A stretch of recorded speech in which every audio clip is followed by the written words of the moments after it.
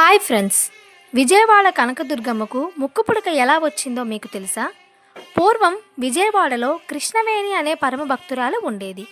ఆమె నిత్యం కనకదుర్గమ్మను సేవిస్తూ అమ్మవారే సర్వస్వంగా భావించేది. కృష్ణవేణికి ఒక చిన్న కోరిక ఉండేది.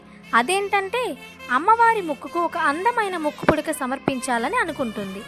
అయితే ఆమె చాలా పేదరికంలో ఉండేది.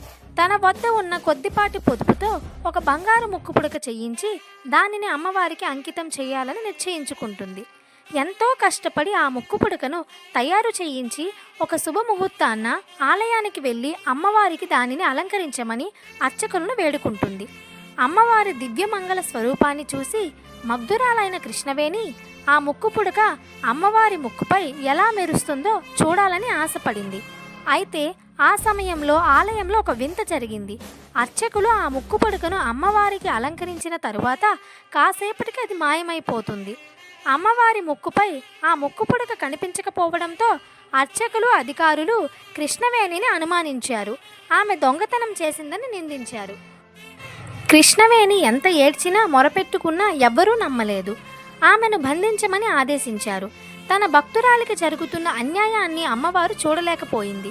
ఆ మరుసటి రోజు ఉదయం అర్చకులు గర్భాలయం తలుపులు తీసి చూసేసరికి అందరూ ఆశ్చర్యపోయారు. కృష్ణవేణి ఇచ్చిన ముక్కుపుడక అమ్మవారి ముక్కుపై దేదీప్యమానంగా వెలుగుతుంది.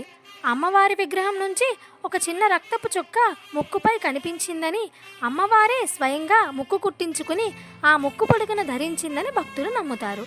అమ్మవారు ఆ భక్తురాలను రక్షించి ఆమె భక్తిని లోకానికి చాటి చెప్పింది. ఈ వీడియో నచ్చితే ఒక లైక్ చేసి మన ఛానల్ని సబ్స్క్రైబ్ చేసుకోండి. Thanks for watching.